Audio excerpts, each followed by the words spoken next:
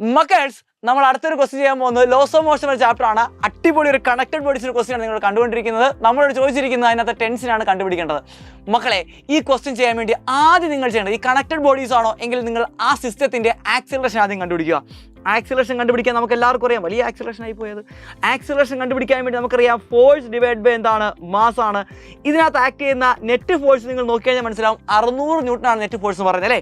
അപ്പോൾ ഫോഴ്സ് നമുക്ക് 600 എന്ന് കൊടുക്കാം.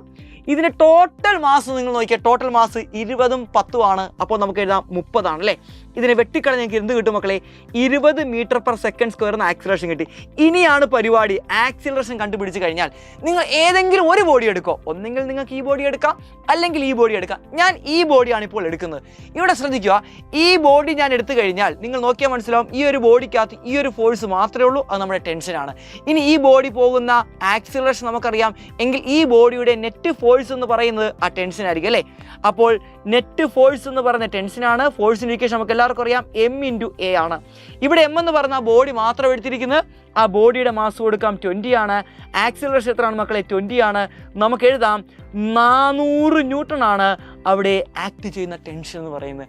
ആരെയും ടെൻഷൻ അടിക്കേണ്ട. ഇതുപോലെ ക്വസ്റ്റ്യനൊക്കെ നമുക്ക് എന്ത് ചെയ്യാം, സൂപ്പർ 6 ചെയ്യാം. അപ്പോൾ മക്കളെ, ഇന്നത്തെ ലൈവിൽ എല്ലാവരും പറഞ്ഞു നമുക്ക് അടിപൊളിയായിട്ട് പഠിക്കാം, തകർക്കാം.